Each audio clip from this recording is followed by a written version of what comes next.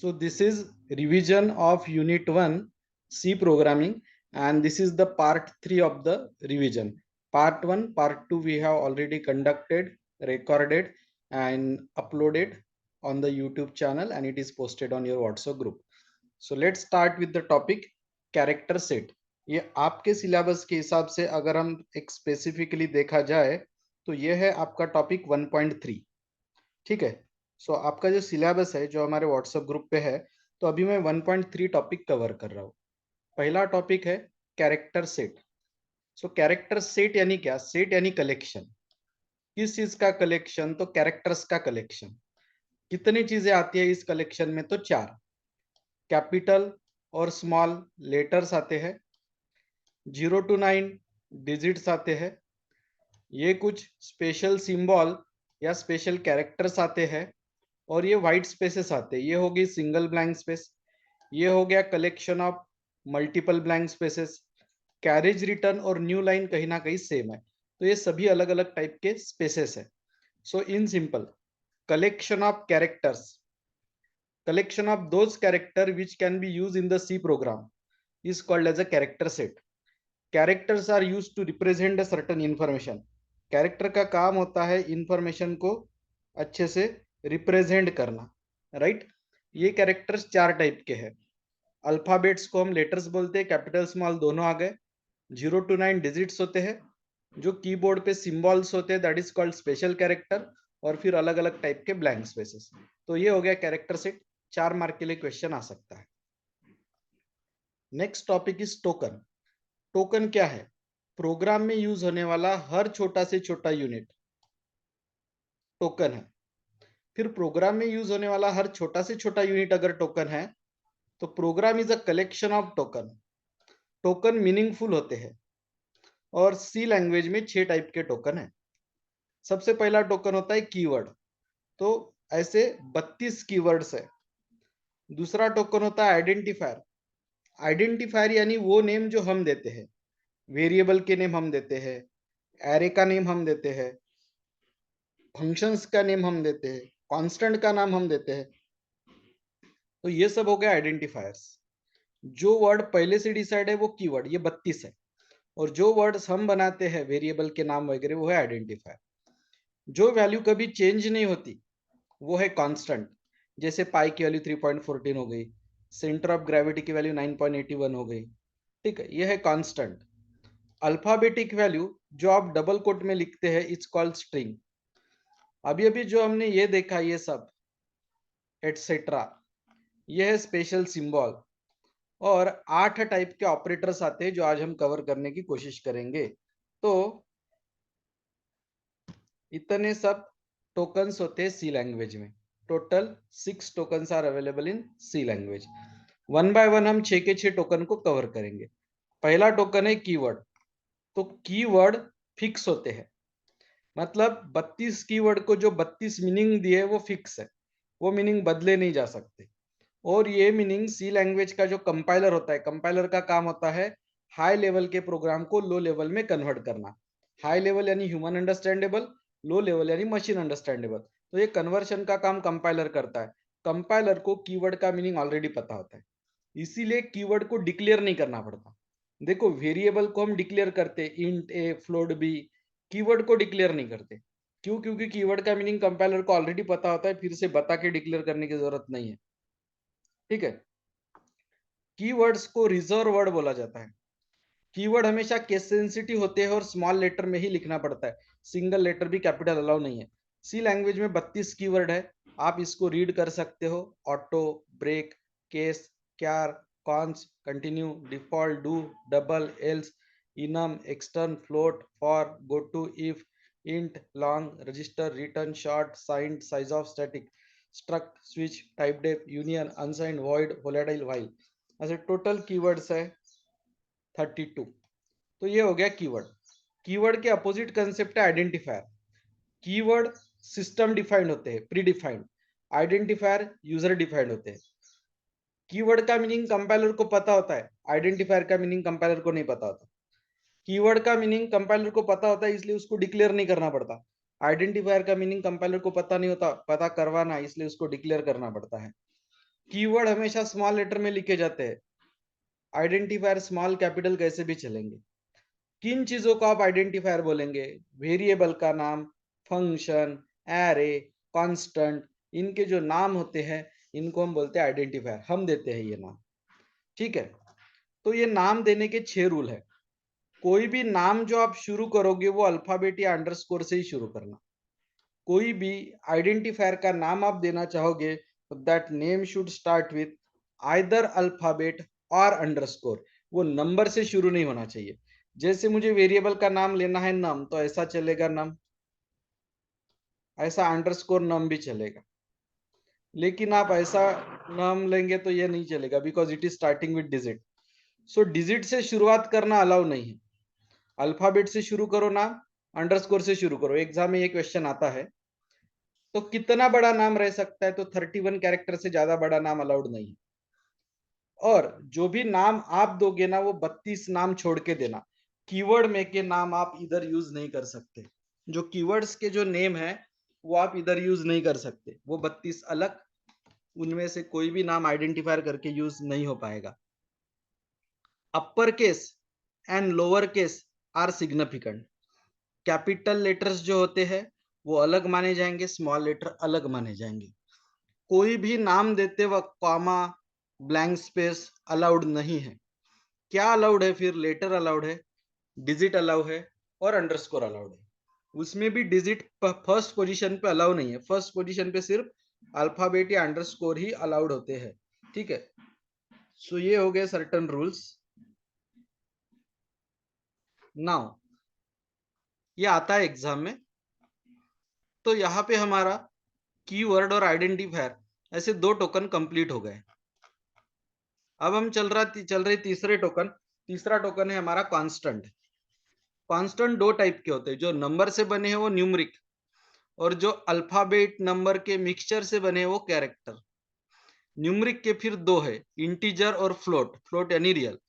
Character के 2 है, single character और मल्टीपल कैरेक्टर यानी स्ट्रिंग। इंटीजर का एग्जाम्पल 123, -123, 0, ये इंटीजर है। 0.0083, 0.95 ये फ्लोट है। सिंगल कैरेक्टर का एग्जाम्पल 5x a, और ये सिंगल कोट में लिखने पड़ेंगे। और स्ट्रिंग मल्टीपल अल्फाबेट रहते हैं, डबल कोट में लिखने पड़ेंगे। तो ये है कांस्टेंट के 2 टाइप। उन 2 टाइप के फिर से 2 सब टाइप है। निचले वाले रो में उसके एग्जाम्पल्स भी आपको दिख रहे होंगे। ठीक है, now we will see numeric constant, ये वाला part, left wing, numeric constant. तो न्यूमेरिक कांस्टेंट में पहला आता है इंटीजर। 78, -78, 0, ये सब इंटीजर है। All these are the integer. तो पहला होता है इंटीजर। इंटीजर के कुछ रूल्स है, ये पूछे तो ही लिखना एग्जाम में, नहीं तो मत लिखना। कम से कम 1 डिजिट होना जरूरी है इंटीजर में। इंटीजर में डेसिमल पॉइंट नहीं रह सकता। इंटीजर पॉजिटिव या निगेटिव रह सकता है। साइन अवेलेबल नहीं है तो उसको पॉजिटिव माना जाए। कॉमा ब्लैंक स्पेस अलाउड नहीं है। छोटी से छोटी इंटीजर वैल्यू ये होती है और बड़ी से बड़ी इंटीजर वैल्यू ये होती है। ठीक है, रियल यानी फ्लोट, ये एग्जाम्पल फ्लोट के है। फ्लोट बनाने के भी कुछ रूल है। कम से कम 1 डिजिट होना, यहाँ डेसिमल पॉइंट कंपलसरी है। पॉजिटिव निगेटिव साइन दिया जा सकता है, साइन नहीं दिया तो पॉजिटिव माना जाएगा। कॉमा या ब्लैंक स्पेस अलाउड नहीं है। ये हो गया न्यूमरिक वाला पार्ट। अब हम कैरेक्टर वाले पार्ट की तरफ चलते हैं। कैरेक्टर वाला पार्ट, ये तो कैरेक्टर के 2 टाइप है। ये सब एग्जाम्पल है सिंगल कैरेक्टर के, इनको सिंगल कोट में लिखना पड़ता है। और ये सब एग्जाम्पल है स्ट्रिंग के, इसको डबल कोट में लिखना पड़ता है। बस कांस्टेंट में इतना ही एक्सप्लेन करना है। और ये भी एक्सप्लेन करते वक्त ये नहीं एक्सप्लेन करना है, ये नहीं, ये नहीं, ये आप तभी एक्सप्लेन करोगे जब रूल्स पूछे जाएंगे। अदरवाइज ये डायग्राम निकालना है, इंटीजर का ये पार्ट एक्सप्लेन करना है, फ्लोट के ये 2 लाइन एक्सप्लेन करना है, कैरेक्टर के ये 2 लाइन एक्सप्लेन करना है, स्ट्रिंग के बस। ठीक है, उसके वो रूल्स वगैरह लिखने की जरूरत नहीं है। ठीक है, ये बैकस्लैश कैरेक्टर कांस्टेंट ये सेपरेट टॉपिक है। कांस्टेंट पूछा तो ये लिखने की जरूरत नहीं है। अगर आपको एक छोटा सा ऑडियो सुनना है, बेल बीप जिसको बोलते हैं ना, क्विक ऐसा आवाज, तो स्लैश ए से आता है, ये प्रिंटफ में लिखना पड़ेगा स्लैश ए। बैकस्पेस देना है तो स्लैश बी। अगर आपको 3-4 स्पेसेस छोड़ना है जिसको आप टैब बोलते हो तो स्लैश टी। न्यू लाइन पे जाना है स्लैश एन। आउटपुट में डबल कोट चाहिए स्लैश डबल कोट। आउटपुट में सिंगल कोट चाहिए स्लैश सिंगल कोट। और एक आधी स्ट्रिंग खत्म हो गई ये बताना है, एक आधी स्ट्रिंग खत्म हो गई ये अगर बताना है तो बैकस्लैश ओ। जैसे ये हो गया नाम YTL, ये खत्म हो गई स्ट्रिंग, बताने के लिए आप 0 दे सकते हैं। तो ये बताता है कि स्ट्रिंग इज ओवर। ठीक है, स्ट्रिंग इज ओवर ऐसा इसका मतलब होता है।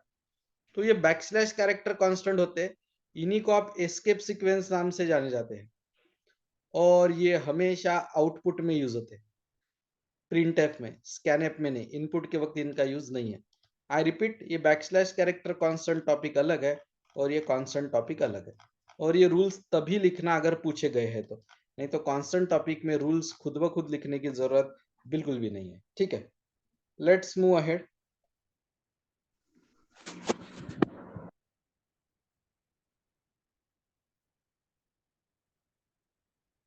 ओके,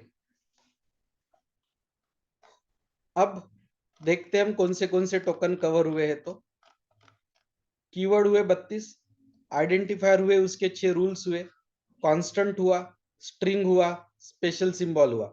सिर्फ ऑपरेटर पेंडिंग है जो हम आज शुरू कर देंगे।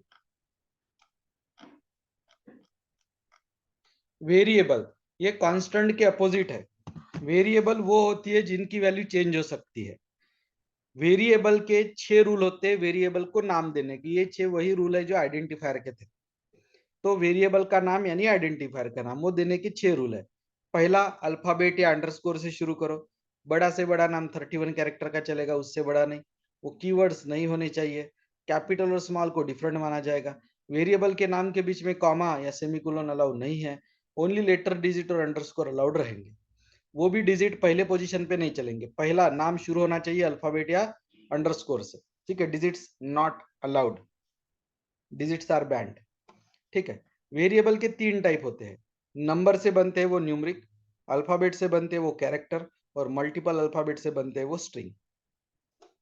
एग्जाम में क्वेश्चन आता है हमेशा कि वेरिएबल डिक्लेयर कैसे होते हैं, सिंटैक्स और एग्जांपल दो। तो सिंटैक्स को हमेशा बॉक्स करना, हाईलाइट करना। पहले लिखना पड़ता है डेटा टाइप, जैसे आपने लिखा है इंटीजर, कैरेक्टर, फ्लोट। और फिर लिखना पड़ता है वेरिएबल के नाम, जैसे आपने लिखे मार्क्स, जेंडर, परसेंटेज। सो ये जो आपको स्क्वायर डिब्बे में दिख रहा है वो सिंटैक्स है, और नीचे उस सिंटैक्स के एग्जाम्पल है। तो इस तरह से वेरिएबल डिक्लेयर करते हैं हम मेन फंक्शन के अंदर। डेटा टाइप स्पेस, वेरिएबल का नाम कॉमा, वेरिएबल का नाम कॉमा, वेरिएबल का नाम कॉमा, आखिरी में सेमी कोलन।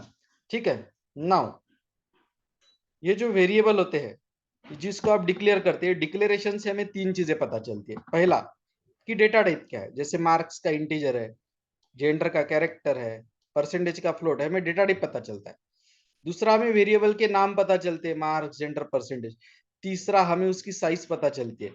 इंटीजर है तो 2 बाइट, कैरेक्टर है तो 1 बाइट, फ्लोट है तो 4 byte. We come to know size. तो जब आप वेरिएबल को डिक्लेयर करते हो तो आप 3 चीजें आपको पता चलती है, data type, variable name and it's size. Value देना यानी इनिशियलाइजेशन, ये ऊपर तो डिक्लेयर हो गया। अब जो वैल्यू आप इनको देना चाहते हो इनको बोला जाता है इनिशियलाइजेशन। वैल्यू देने को बोला जाता है इनिशियलाइजेशन। तो variable name equal to value, marks को वैल्यू दी 75 इनिशियलाइज हो गया, जेंडर को वैल्यू दी m इनिशियलाइज हो गया, परसेंटेज को वैल्यू दी 73.85 इनिशियलाइज हो गया। बात आता है क्या हम इनिशियलाइज और डिक्लेरेशन कंबाइन कर सकते हैं? आंसर है yes. Initialisation and declaration can be combine, एक ही लाइन पे लिखा जा सकता है, लाइक दिस। ये डिक्लेरेशन हो गया, उसी के सामने ये इनिशियलाइजेशन हो गया, semicolon.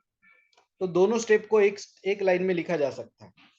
In fact you can do the multiple initialisation. यहाँ पी क्यू आर तीनों की वैल्यू 0 हो गई, मल्टीपल इनिशियलाइजेशन किए हैं। तो declaration and initialization is considered as a very much hotmost topic in the syllabus for theory, और इसके ऊपर क्वेश्चंस आते ही है। Token number 6, operator.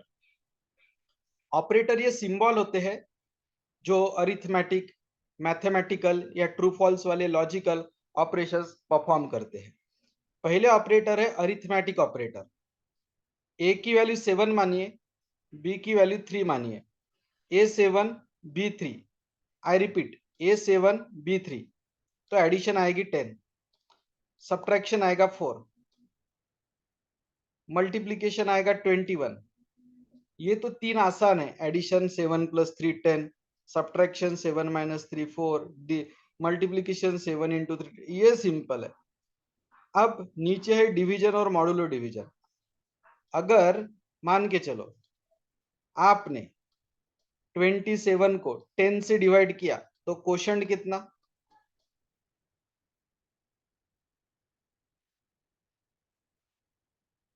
What is the quotient?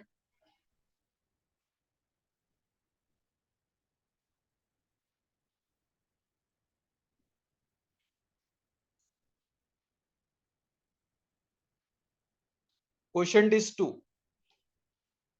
And what is the remainder? देखो आपके लिए है ये रिवीजन, आपको आंसर देने पड़ेंगे। What is the reminder?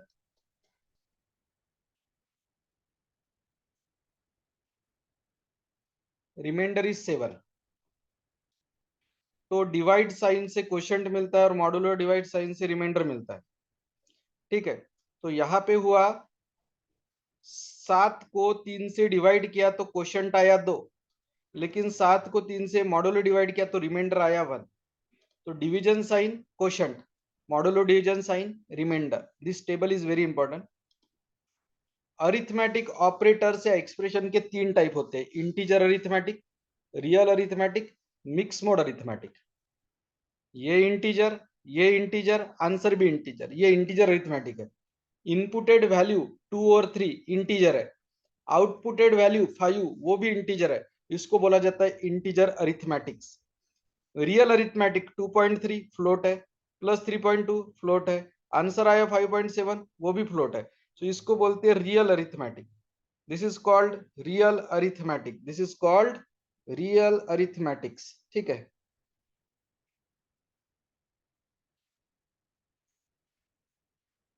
और एक वैल्यू इंटीजर एक float, answer float, it is called mix mode arithmetic. दोन्ही इंटीजर असेल ना तर आन्सर इंटीजरच येते, इंटीजर अरिथमेटिक. दोन्ही फ्लोट असेल ना आन्सर फ्लोटच येते, रियल अरिथमेटिक. आणि एक व्हॅल्यू इंटीजर आणि एक फ्लोट असेल ना तर आन्सर फ्लोट येते, मिक्स मोड अरिथमेटिक. दूसरा ऑपरेटर रिलेशनल ऑपरेटर, ये मैं आपको रीड करने के लिए छोड़ रहा हूं, 1 मिनट का मैं पॉज ले रहा हूं, आप पूरा टेबल रीड करिए, उनके रिजल्ट्स रीड करिए, ट्रू और फॉल्स. एग्जाम आखिरी में आप लोगों को देना है, सिंपल टॉपिक है. Read the table right now.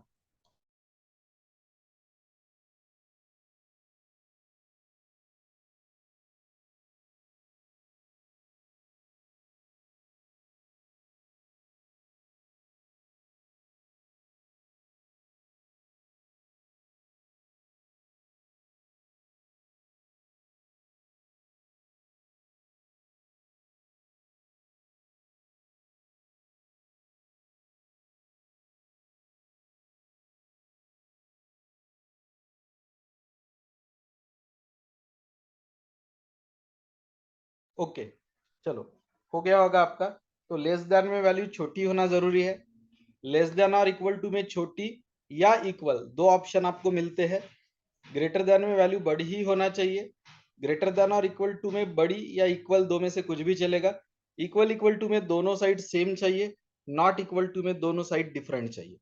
ठीक है, विथ एग्जाम्पल ये टेबल दिया है मैंने, 3 एग्जाम्पल दिए. एग्जाम में एक एक ही एग्जाम्पल लिखना 6 टॉपिक का. ठीक है, लॉजिकल ऑपरेटर. लॉजिकल ऑपरेटर में ये truth table exam point of view prepare करने की जरूरत नहीं, सिर्फ नीचे का देखना. लॉजिकल ऑपरेटर का काम होता है मल्टीपल कंडीशंस को कंबाइन करना. जो मल्टीपल कंडीशंस होते हैं ना, जैसे देखो यहाँ पे 2 कंडीशन को कंबाइन किया गया है, कंडीशन 1 कंडीशन 2, यहाँ पे भी condition 1 condition 2.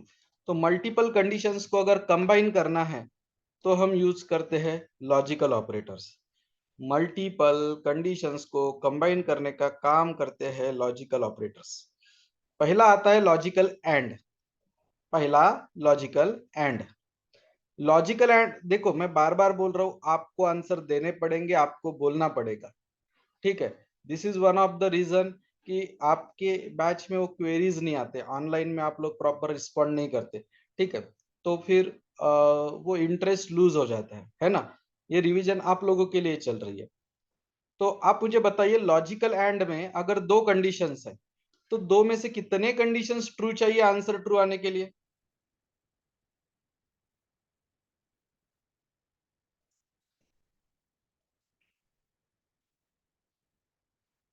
Both condition should be true, then only the answer can be true.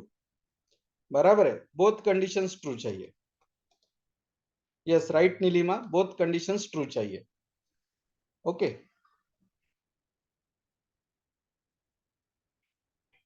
और आर में कितने ट्रू सफिशिएंट है नीलिमा?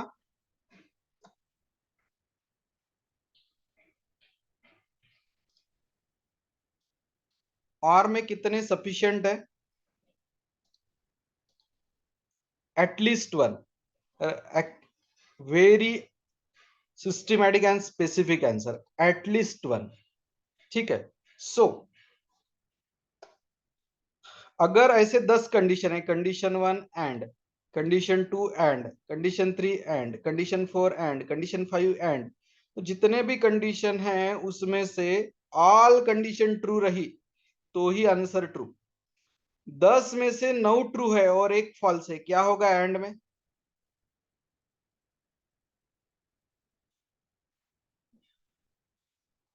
10 में से 9 ट्रू एक false, what will be the answer of logical and? Yes very good Neelima, it will be false. Yes Prathamesh, false. तो and में all condition true चाहिए, 100% condition should be true, then only answer is true. एक भी false रहा false. Logical और में क्या होता है, एक 10 पैकी एक जरी ट्रू असलं तरी तुमचं काम होऊन जातं। और लॉजिकल नॉट क्या करता है पता है क्या? ट्रू है तो फॉल्स करता है और फॉल्स है तो ट्रू करता है। नेक्स्ट है असाइनमेंट ऑपरेटर। असाइनमेंट ऑपरेटर यानी equal to sign. Equal to sign right side की वैल्यू लेफ्ट साइड को असाइन करता है। Equal to sign right side की वैल्यू लेफ्ट साइड को असाइन करता है। ये राइट साइड की वैल्यू ए प्लस बी, वो असाइन होगी लेफ्ट साइड में सी को। ठीक है। ये जो असाइनमेंट ऑपरेटर है ये शॉर्टकट भी लिखे जा सकते हैं। You can write down them in a shortcut way. It is possible to write down in a shortcut manner. ये नीचे दिया है कैसे। A equal to A plus one को शॉर्टकट में लिख सकते हैं आप A plus equal to one.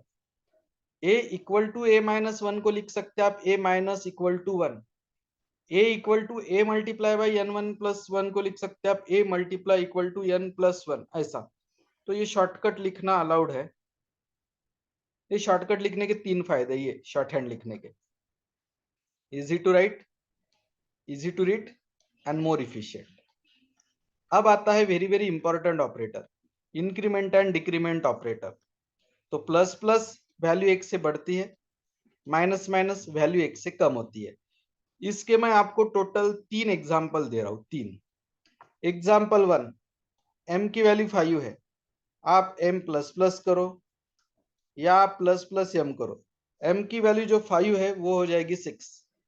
m plus plus 5 को 6 तक लेके जाएगा, प्लस प्लस m ये भी 5 को 6 तक लेके जाएगा। So plus plus basically stands for increment by 1 and minus minus decrement by 1। यहाँ 5 का 4 हो जाएगा, यहाँ पे भी 5 का 4 हो जाएगा, सो डिक्रीमेंट हो जाएगा। It will be decrement by 1, decrement by 1। अब ये जो आप बाद में लिख रहे ना प्लस प्लस m के बाद में, ये हो गया पोस्ट फिक्स, ये हो गया प्रीफिक्स, ये पोस्ट फिक्स, ये प्रीफिक्स। तो पोस्ट फिक्स और प्रीफिक्स में डिफरेंस है। There is a difference between postfix and prefix. क्या डिफरेंस है हम देखते हैं। यहाँ थोड़ा फॉन्ट बढ़ा देता हूं, वेट। यहाँ पे m की वैल्यू पहले एक से बढ़ेगी, क्यों? क्योंकि प्लस प्लस प्रीफिक्स में आया है। तो m की वैल्यू एक से बढ़ के हो जाएगी 6, और वो 6 y को असाइन होगा, तो y भी 6, m भी 6। एक शॉर्टकट टेक्निक याद रखना, जब प्रीफिक्स रहता है ना तब दोनों वेरिएबल की वैल्यू सेम आनी चाहिए, ये रूल है। m की वैल्यू पहले बढ़ी, 5 से 6 हो गई, बाद में वो y को असाइन हुई तो y को भी 6 मिला। पहले इंक्रीमेंट हुआ, बाद में असाइनमेंट टू वाई हुआ। नीचे उल्टा हुआ है, नीचे पहले यम की ओरिजिनल वैल्यू किसको चली गई, वाई को, जो कि थी 5, और बाद में यम एक से बढ़ के हो गया 6, बाद में एम एक से बढ़ के 6 हो गया। ठीक आहे, तो डिफरन्स आहे, इथे पहिले व्हॅल्यू वाढली मग असाइन झाली, इथे पहिलेच व्हॅल्यू वायला असाइन होऊन गेली मग ती वाढली। सो इसीलिए पहले केस में y 6 है लेकिन दूसरे केस में 5 ही रह गया। अभी आप चार्ट बॉक्स में डालेंगे यही प्लस प्लस की जगह अगर माइनस माइनस साइन है यहाँ पे, तो what will B this two answers, plus plus की जगह वहां माइनस माइनस होता अगर मैंने जिसको ग्रीन से बॉक्स राउंड किया है, तो what will be the answer, orally बताइए, चैट बॉक्स में डालिए। 4। कौन 4?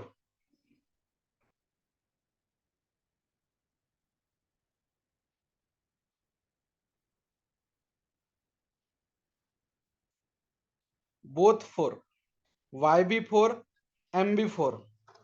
अब यहाँ पे माइनस माइनस किया तो अब बताइए,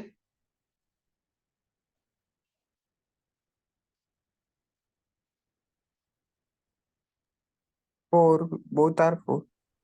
अब कैसे 4 रहेगा बोथार, मैंने पहले ही बोला ना, प्रीफिक्स में दोनों सेम रहते, पोस्टफिक्स में नहीं रहते दोनों से।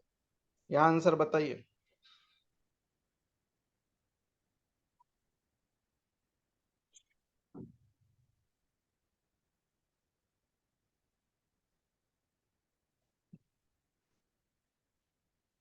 m की ओरिजिनल वैल्यू y को चली जाएगी 4, बाद में m x से बढ़ के होगा 5, तो y को, सॉरी y को उल्टा हो गया, y को ओरिजिनल वैल्यू चली जाएंगी 5, और बाद में यम एक से कम होके यम होगा 4। So answer will be y equal to 5, m equal to 4। ठीक है, yes Neelima, absolutely fine, correct answer by you. ठीक है, गुड, और आगे बढ़ते हैं।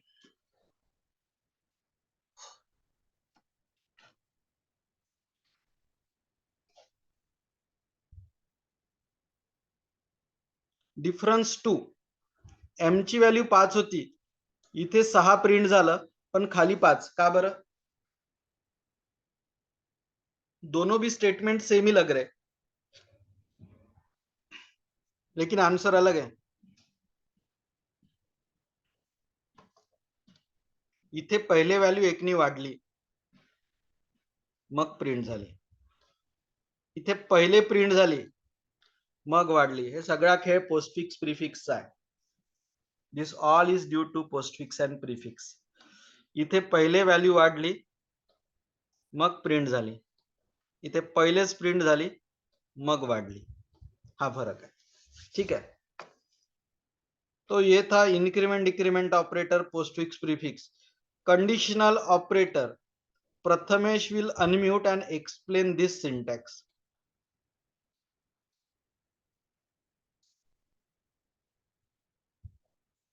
चुकलं तरी चालेल। कंडिशनल ऑपरेटर म्हणजे एखादी कंडिशन म्हणजे चेक करते की एखादी म्हणजे एक्झाम्पल कोणती? ए 10 आहे नो, आय नीड आणि explanation of B this 15। Syntax. मुझे सिंटैक्स का एक्सप्लेनेशन चाहिए।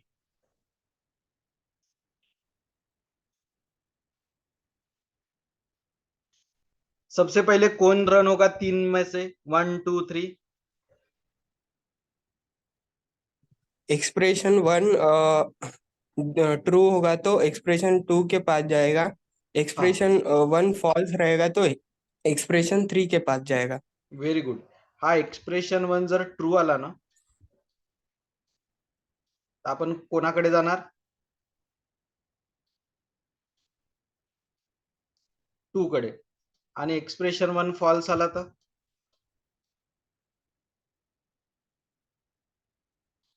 We will go to 3। Expression 1 true है तो 2 पे जाइए, एक्सप्रेशन 1 फॉल्स है तो 3 पे जाइए। Do you understood? Expression 1 true असेल तर सेकंड कडे जा, एक्सप्रेशन 1 फॉल्स असेल तर थर्ड कडे जा। ठीक आहे, क्वेश्चन मार्क एक्सप्रेशन 1 च्या नंतर आहे, कोलन एक्सप्रेशन 2 च्या नंतर आहे। इथे जर विचार करतो म्हटलं तर हा एक्सप्रेशन 1 आहे, हा एक्सप्रेशन 2 आहे, हा एक्सप्रेशन 3 आहे। हा जर ट्रू असेल तर तुम्ही सेकंड वर जायचं, हा जर फॉल्स असेल तर तुम्ही थर्ड वर जायचं। ये कौन से चीज के समान काम करता है?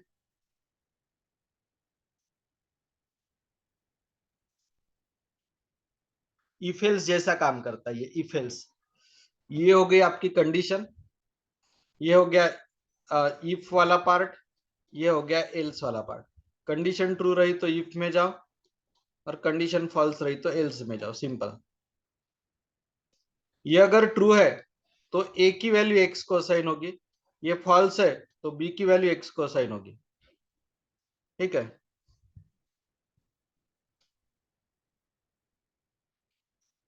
so this is called conditional operator, it is also called as a ternary operator।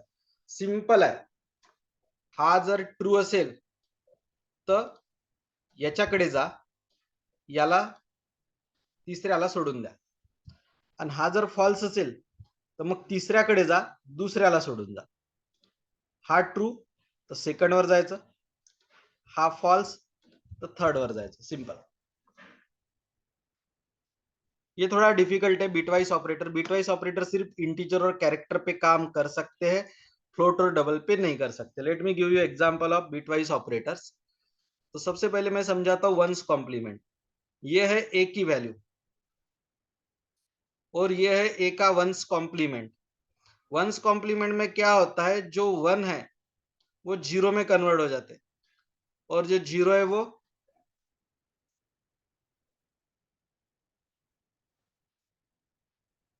1 में कन्वर्ट होते हैं, vice versa. 1 is converted to 0 and 0 is converted to 1। ये होता है once complement.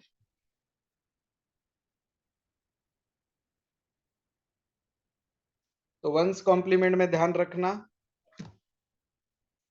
1 will be replace by 0, 0 will be replace by 1। ये 1 1 है, ये 0 0 हो जाएगा, ये 0 1 है, ये 1 0 हो जाएगा, and so on. This is called ones complement. अब हम चलते हैं right shift operator. Right shift, ये है ए, हम ए को राइट शिफ्ट कर रहे 1 से, तो क्या होता, हर बीट एक पोजीशन राइट शिफ्ट होती। मतलब ये जो आपका 1 है ये इधर चला, ये वाला 1 ये इधर जाएगा, ये वाला 1 इधर आएगा, ये वाला 1 इधर आएगा, ये वाला 0 इधर आएगा, ऐसा हर व्हॅल्यू एक से राइट साइड जा रही। मग सगळे सगळे तिकडे सरकले तर इथे एक जागा तयार होते, हा इथे जाईल, हा इथे जाईल, हा इथे इथे इथे इथे, तर इथे एक ब्लँक जागा तयार होती, ती ब्लँक जागा नेहमीच 0 नी भरायची। हर वैल्यू एक पोजीशन राइट शिफ्ट होती, फिर वो 1 हो या 0 हो। सब लोग एक एक चेयर राइट सरक जाएंगे तो यहाँ एक गैप तैयार होगी, that gap should be filled with only and only 0। ऐसा करने से वैल्यू डिवाइडेड बाय 2 हो जाती है। मतलब अगर ये ए की वैल्यू का इंटीजर रिप्रेजेंटेशन 60 होगा तो आप उसको 1 से राइट शिफ्ट करने के बाद वो सिर्फ 30 बच जाएगी, 2 से राइट शिफ्ट करने के बाद वो सिर्फ 15 बचेगी। It is like that. So right shifting में वैल्यू डिवाइडेड बाय 2 होती है। ए की वैल्यू अगर 60 है, उसको राइट शिफ्ट बाय 1 करते हैं तो 60 का 30 हो जाएगा। ए की वैल्यू अगर 60 है और उसको राइट शिफ्ट बाय 2 करते हैं तो 60 का डायरेक्ट 15 हो जाएगा, 15, 4 गुना छोटा। और लेफ्ट शिफ्ट में मल्टीप्लाई होता है, ये हो गया राइट शिफ्ट, लेफ्ट शिफ्ट में मल्टीप्लाई होता है। तो लेफ्ट शिफ्ट में हर बिट लेफ्ट साइड में शिफ्ट होती है, every bit shifted to left.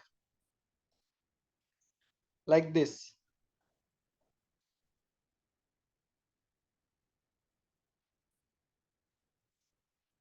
ये वाली बीट यहाँ, ये यहाँ, ये यहाँ, like this. सब बीट उधर उधर शिफ्ट हो जाएंगे तो यहाँ एक ब्लैंक स्पेस बनेगी, वो ब्लैंक स्पेस हमेशा 0 से भरना. जब आप लेफ्ट शिफ्ट करते हो ना तो वैल्यू मल्टीप्लाई हो जाता है. 60 का 120, एक से लेफ्ट शिफ्ट किया तो, 2 से लेफ्ट शिफ्ट किया तो 60 का डायरेक्ट 240 मल्टीप्लाई बाय 4. मैं एक चार्ट बना के बताता हूँ आपको, वेट.